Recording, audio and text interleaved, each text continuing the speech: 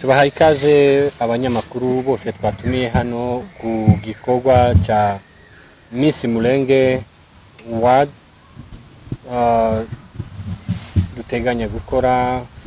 Abanyamakuru mwese mwateraniye hano tubatumiye kugira ngo muze tubabwire amakuru.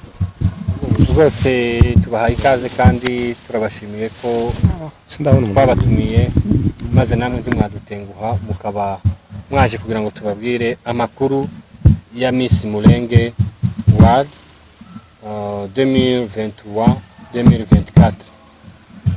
Akaba ari igikorwa ngarukamwaka dukora nk'uko mubizi, nk'uko mwabibonye ubushize. Cyatangiye ubushize, tukaba dukurikijeho gahunda y'igikorwa cya kabiri cya Miss Mulenge noneho ku isi yose. Akaba ariyo makuru twabahamagariye kugira ngo tubamenyeshe cyangwa se tubabwire nk'itangazamakuru, kugira ngo namwe mugende muyadushikirize abantu bari ku isi yatandukanye, ngo muzadufashe nanone gutumira abantu, gutumira abaziyandikisha bashaka kuza bumva ubushobozi kandi babifitiye ububasha, babifitiye ubumenyi mu kwiyamamaza kuri Miss Mulenge. Nanone n'abazabikurikirana n'abazabikora no gutumira isi kugira ngo ihange iki gikorwa amaso. Jewe uyu nguyu urimo kubiyegereza ni Munezero Gaston Irunga, nkaba ndi coordinator w'iki gikorwa cya Miss Mulenge World 2023 cyangwa se 2023-2024. Ariko sindije nyine, kandi dufite n'abainitiateur b'iki gikorwa, ariko hano ku maso ya kamera abandi kumwe n'abagenzi banje, naza kubasaba nabo bakivuga, hanyuma tugakomeza ikiganiro cyangwa se tugakomeza kubabwira amakuru y'icyo gikorwa.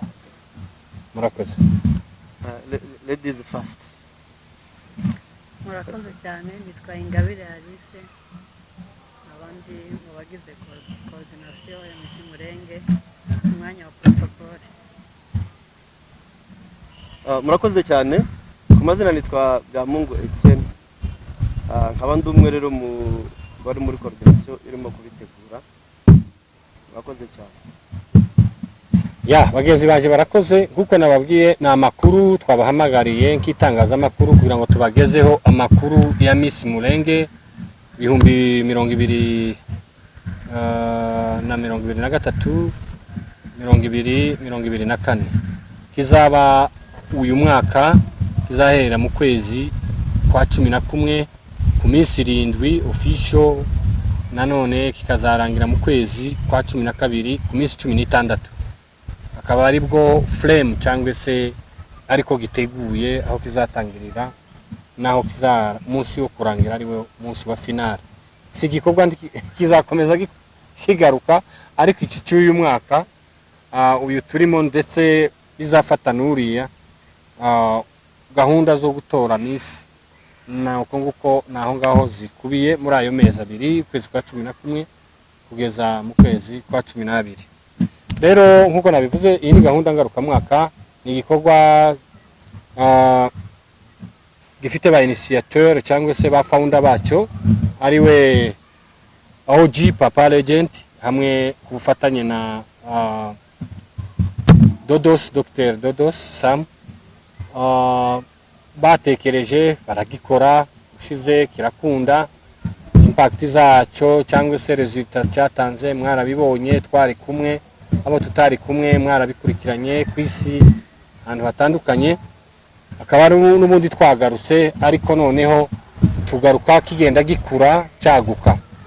Rero icyo gikorwa rero kikazaba kuri izo tariki tubabwiye, kikaba gifite ibyiciro bitandukanye. Kikaba gifitemo uko mubizi coordination, kikaba gifitemo judge abazajajinga, kikaba gifitemo aba contestant aribo nanone abaziyamamaza, bafite ibyo basabwa, wenda turaza kubivuga cyangwa muraza kubibaza, za critères cyangwa se bisabwa.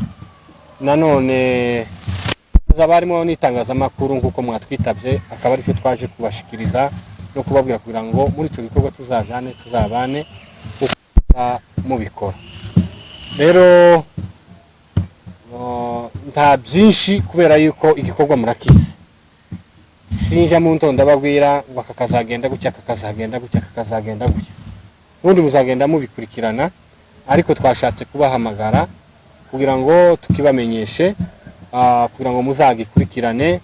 Uyu munsi twabatumiye kugira ngo tubabwire amakuru, ariko noneho mu gihe kizaba kirimo kuba cyangwa se hariho derurema yacyo, nimwe noneho muzaza kubaza uko biha bigenda no kwerekana uko biha bigenda. Sitwe tuzongera kubatumira, nimwe muzaza gushaka amakuru mu gikorwa kihaye kiba, ariko tubatumiye once and all cyangwa se rimwe na rizima mu gikorwa kugira ngo tubamenyeshe uko kizagenda. Muzokomeze muze gukavaringa inkuru no gukurikirana uko kizaba kirimo kugenda.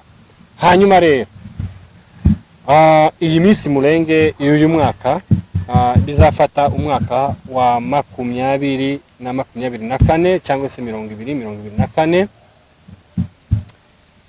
Ifite umwihariko na ifite kandi n'ubudasa, yani difference kuyo twirefeye kuyabaye ubushize. Ngira ngo mwabonye amafuraya twasohoye, kuko mubizi batsindira uyu mwanya wa Miss Murenge ntagihinduka. Ndavuga ku mubare tibijya bihinduka cyangwa se tibiza bihinduka, ni batandatu, Miss ni umwe, ariko abandi bungirije cyangwa se bafite andi mazina bitwa igisonga cya mbere, icya kabiri Miss Culture, Miss Photogenic,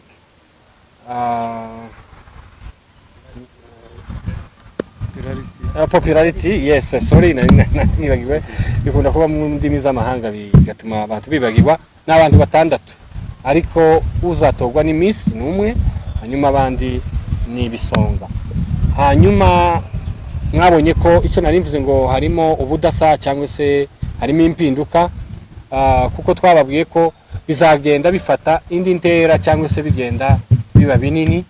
Murabona nko ku biciro kuri furaya mwabonye, cyangwa se sorry not biciro, bihembo tumenyerega gucuruzi no mwagaswamo, ibintu byose byabaye ibiciro. Umugore umwe baramubaje ngo nisangahe, kubera ko arazi gucuruza, aravuga ngo ni ngo zari saa 7 ariko ndagira saa 6 kubera ko uri umu customer wanje. Agabanyije amasaha, naje narivuze ibiciro, ntabwo ari ibiciro rwose, ahubwo ni ibihembo. Hazaba harimo ibihembo bya Miss, mwarabibonye, ni 200,000 by'amanyakenya cyangwa se 2,000 by'amadolari. Harimo rate ya forex, ariko tuzahemba mu manyakenya kuko turi muri Kenya, ariko birakabakaba amadolari 2,000 ugereranyije, ariko exactement ni 200,000 by'amanyakenya. Igisonga cya mbere, uwo ni Miss, igisonga cya mbere ni 150 by'amanyakenya. Igisonga cya kabiri ni 130 by'amanyakenya. Abandi ibiciro byabo mwarabibonye, ngira ngo ni 60, 50. Murakoze. Hanyuma rero hari ibyo twakoze ubushize muri Miss Murenge bushize, tugenda twakira claim cyangwa se comment zitandukanye, turazubaha rwose. Buriya n'ubu hari ibindi tutazakora neza cyangwa tuzokora neza cyane kurushaho, nabwo tuzongera twakire claim cyangwa se comment zaba bakurikiranye cyangwa abandi bantu bose bari interested na Murenge, Miss Murenge World. Harimo cyane kuri departement y'abajaji, ngira ngo mwabonye yuko noneho twatanze offre y'abajaji babishoboye, bazaba bari qualifié, bafite ububasha, barapplyinze, bazakora ibizami kugira ngo batsinde, turebe qualification zabo, hanyuma abari bo bazahagarara. Simvuze ngo abo bushize ntibari bashoboye, bari bashoboye kandi bashobora kugarukamo rwose babaye batsinze ibyo bizami, hashobora kwiyongeramo abandi nabo batsinze ibizami, hanyuma bose bakazaba ari abajaji batanu, ariko bazaba batsinze babitsindiye, kandi noneho bakazahabwa n'amahugurwa ku bijanye n'umwuga cyangwa se ibyo bapurange bigiye gukorwa. Hanyuma turateganya nanone kutazongera nkomeje derema, navuze ngo simvuga ibintu byose, ndababwira ku mayange cyangwa se in summary, kuko sinovuga everything buri kantu kose, wenda ibyo mwumva biri banning cyangwa se twasize biri ngombwa muraza kutubaza. Hari gahunda itari yo noneho kuja mu turere, hari gahunda yo kuzafata place imwe abantu abazaba biyamamarije kwiyamamariza cyangwa guhatanira umwanya wa Miss Murenge World, tuzategura ahantu hamwe, location imwe, iminsi 3 tuba dukora amajonjora, iminsi 3 ikurikiranye, kuko kuja mu turere twagiye twakira claim ko abantu bavaga mu karere bamuvinga baje mu kandi bikabagora, cyangwa ugasanga hari uko bagiye bumva ibazwa, ariko noneho hazaba ari mu ruhande rumwe cyangwa se venue imwe baze. Niba hazaba hiyamamaje tuvuge ku mufano aba contestants cyangwa se abakobwa 50, tuvuge ngo 15 bazaza umunsi umwe, 10 baza undi munsi, cyangwa 20 baza undi munsi, kugira ngo bajonjogwe. Hanyuma hazaba harimo iminabi nkuko mbivuze, iminsi y'amajonjora 3, hazemo demi finale ize gukurikirwa na finale. Rero Miss Murenge igikorwa nyirizina cyo kujonjora cyangwa cyo gushaka Miss Murenge kizakorwa iminsi 5, ariko hagati izaba atari iminsi ikurikirana, izaba ari mu bihe bitandukanye, kandi hagati aho hazazamo na boot camp. Boot camp murabizi ko ari aho abazaba batsindiye kuja finale tubafata kuko n'ahandi babigenza, bakaja ahantu bakahaba kugira ngo twige ku mico yabo, imibanire, uko babanye, bakoresha amasiporo, bakigishwa ibintu bitandukanye, tugafata abamenta kugira ngo baba preparing kuja muri finale, kugira ngo baze nanone barepresenta finale cyangwa se ababo batabashije gukomeza.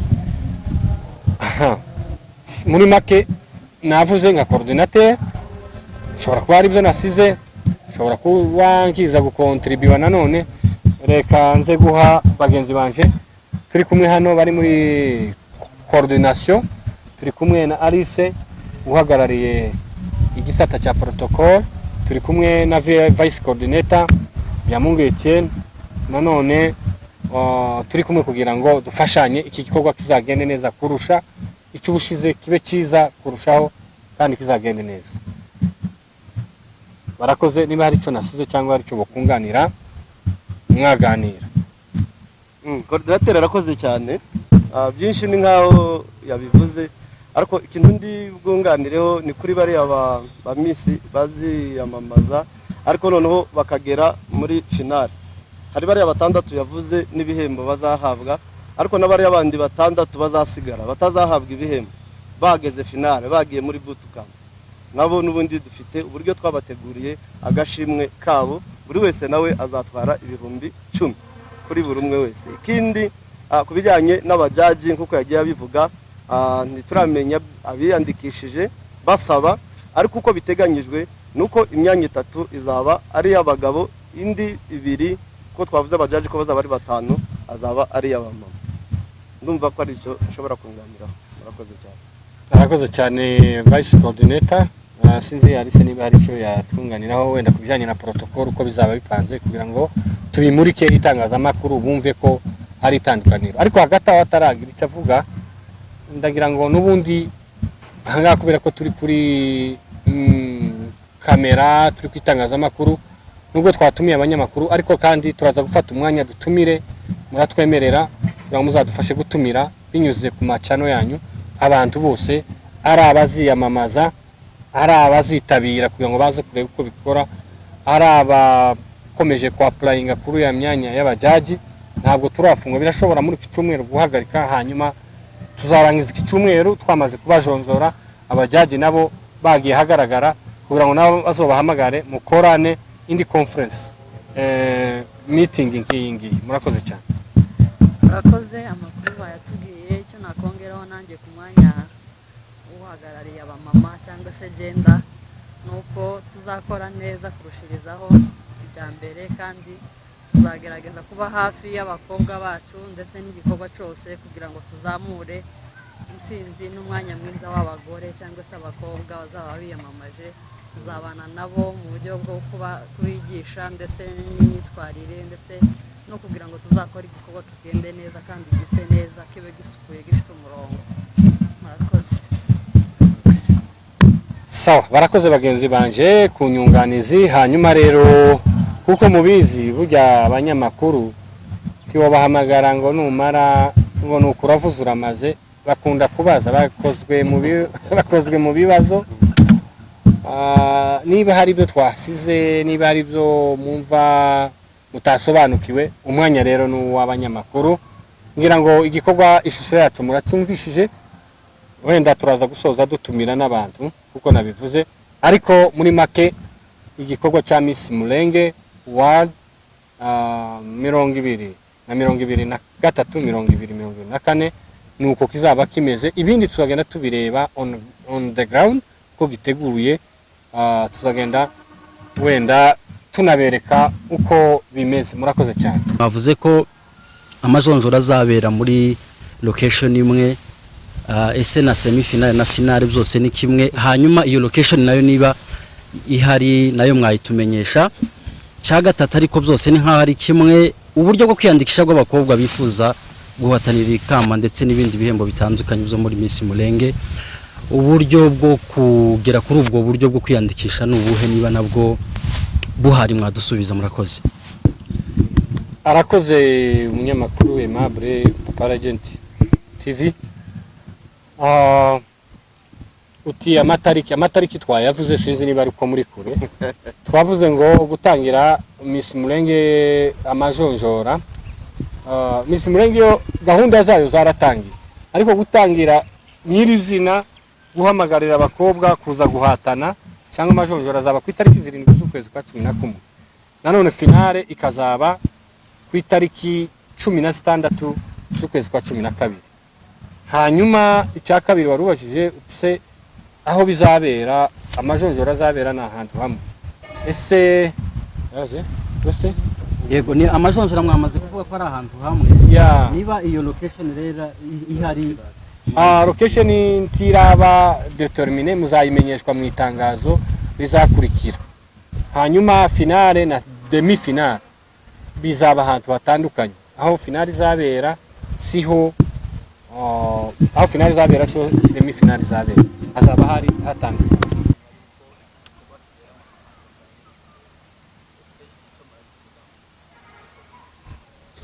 Arakoze. Ati projet z'abari aba Miss Mulenge baba batowe zirakurikiranwa, hari umusaruro zatanze. Ni nkuko cyane gose zirakurikiranwa zikanashigikirwa. Ndakeka ko Miss Mulenge ubushize yahabwaga some amount y'amafaranga kugira ngo ashirikirwe buri kwezi. Icyo nacyo ntitwakivuze ubushize, ariko ayo mafaranga abaho ahabwa ya buri kwezi, ndetse hari n'ukuntu yitabwaho, kuko turahamagarira n'abatera nkunga. Hari uwavuga ati je zamukoresha imisatsi kugira ngo akomeze ase neza, zamukoresha inzara. Nubwo natwe dufite iyo initiative nk'abategura, hari abatera nkunga bakuru, ariko dukeneye n'abandi batera nkunga uwakumva yakifatanya n'ababitegura yabafasha. Kuko hari uwavuze ati je nzakura inzara, zamukora inzara, hani zamukora mu mutwe, zamufasha gukora gukoresha babyita gute. Nibyo niho nkomereje.